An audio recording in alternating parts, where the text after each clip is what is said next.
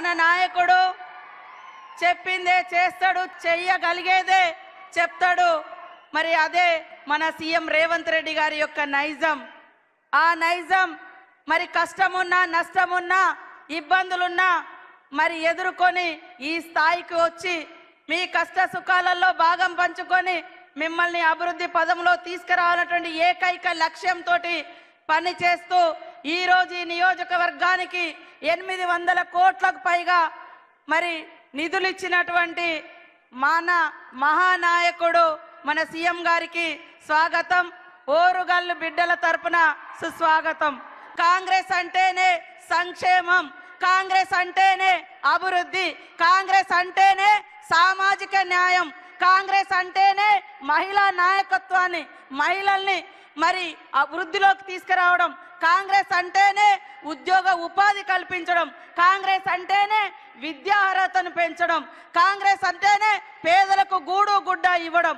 ఇవన్నింటినీ ఈరోజు పట్టుకొచ్చినటువంటి మన నాయకుడు మన సీఎం గారు రేవంత్ రెడ్డి గారని ఈ సందర్భంగా తెలియజేస్తా ఉన్నాను.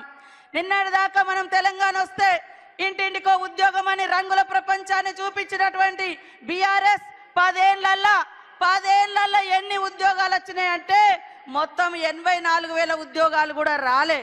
కానీ 10 నెలలలో 57,000 ఉద్యోగాలు ఇచ్చినటువంటి ఘనత మరి మన సీఎం రేవంత్ రెడ్డి గారిదని ఈ సందర్భంగా తెలియజేస్తా ఉన్నాను.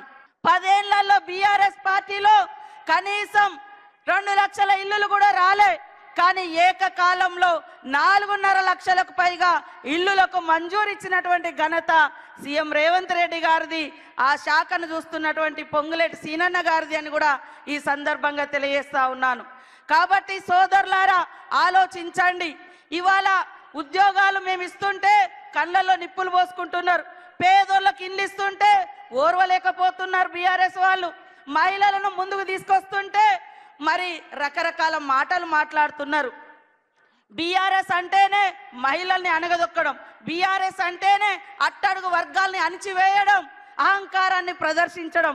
కాబట్టి ఇవాళ సామాజిక న్యాయం కాంగ్రెస్ తీసుకురావడం కోసమే 30 సంవత్సరాలుగా పెండింగ్ లో ఉన్నటువంటి ఎస్సీ వర్గీకరణకు ఒక రూపం తీసుకొచ్చి మరి ఎస్సీ సోదరుల యొక్క ఫలాలు అందరికీ చెందాలని వర్గీకరణ చేయడం జరిగింది. 100 ఏళ్ల తర్వాత బీసీ కులగన్న చేపడితే ఓర్వలేక బీజేపీ బీఆర్ఎస్ అక్కసు వెళ్ళగక్కుతున్నాయి. కాబట్టి మీరు అర్థం చేసుకోవాలి. అదేవిధంగా మా అక్క చెల్లెలకు దాదాపుగా 21,600 కోట్లకు పైగా ఈ సంవత్సర కాలంలో వడ్డీ లేకుండా రుణాలు ఇచ్చినాం. ఇవాళ బస్సు ఫ్రీ కాదు, బస్సును నడిపే అధికారం మీకు ఇచ్చినాం. ఇవాళ బస్సుకు ఓనర్లను చేసినాం. ఇవాళ సోలార్ లైట్లు, సోలార్ విద్యుత్ పవర్ ప్లాంట్లు, సోలార్ ప్లాంట్లు నడిపేటువంటి ఓనర్లను చేసినాం. అక్కలారా ఆలోచించండి. మన కష్టం వస్తే తల్లిగారింటికి పోతాం, మన కష్టం వస్తే అన్నదమ్ముల ఇంటికి పోతాం. అన్నదమ్ములు కొన్నిసార్లు చూడరు, కానీ ఈ అన్న ఖచ్చితంగా మా అక్క చెల్లెలు బాగుండాలని వడ్డీ లేని రుణాలు ఇచ్చి ఈరోజు వడ్డీని కూడా 92 కోట్లకు పైగా ఈరోజు మన జిల్లాలో చెక్కులు అందజేయడం కోసం మరి మీ ఇంటి సోదరుడిగా, మీ తోబుట్టుగా ఈరోజు రావడం జరిగింది. గత బీఆర్ఎస్ కాలంలో 3,500 కోట్ల రూపాయలు పావుల వడ్డీ ఇవ్వకుండా ఎగ్గొట్టిపోయారు. గత 5 సంవత్సరాలుగా లాస్ట్ ఒక్క ఉద్యోగం కూడా ఇవ్వలే. నోటిఫికేషన్ ఇస్తే ఉద్యోగాల కోసం 15 నోటిఫికేషన్లు మరి ఎగ్జామ్ రాయకముందే పేపర్లు లీక్ అవ్వడం. గత 5 ఏళ్లలో ఒక్క ఉద్యోగం కూడా ఇవ్వలే.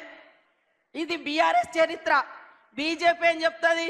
ఇక కులము మతము అంటారు తప్ప ఏ కులానికి కూడుబెట్టలేదు, ఏ కులం ఆత్మగౌరవాన్ని పెంచలేదు, ఏ మతానికి వాళ్ళు విలువనివ్వలేదు, ఏ మతానికి వాళ్ళు మరి చేరువగా వాళ్ళ యొక్క అభివృద్ధిని కాంక్షించలేదు.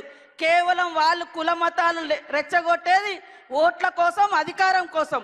కాంగ్రెస్ చరిత్ర అంతా త్యాగాల చరిత్ర. నాడు గాంధీ గారి కానుంచి రాజీవ్ గాంధీ వరకు ఈ దేశం కోసం ప్రాణాలు ఇచ్చిన చరిత్ర, గూడు లేనోళ్లకు గూడు కట్టించినటువంటి చరిత్ర ఇందిరమ్మ రాజ్యంది.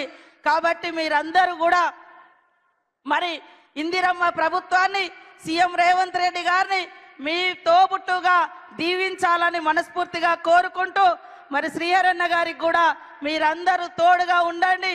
అభివృద్ధిలో అగ్రభాగం మరి ఏనాడో ఉమ్మడి రాష్ట్రంలో కూడా అనేక నిధులు తీసుకొచ్చి మారుమూల పల్లెలలో ఇటు వస్తే గల్లీ గల్లీలో సీసీ రోడ్లు వేసినటువంటి ఘనత కూడా వారికే దక్కింది. అప్పుడు తర్వాత మళ్ళీ కాంగ్రెస్ ప్రభుత్వంలోనే ఇన్ని వందల కోట్లు తీసుకొచ్చి మీ అభివృద్ధికి పాటుపడతా ఉన్నాడు. కాబట్టి మీరందరూ కూడా దీవించాలని కోరుకుంటూ, ప్రపంచంలో ఏ మూల ఏ క్షణం ఏం జరుగుతుందో వేగంగా తెలుసుకోవడానికి తొలి వెలుగు వాట్సాప్ ఛానల్ని ఫాలో చేయండి.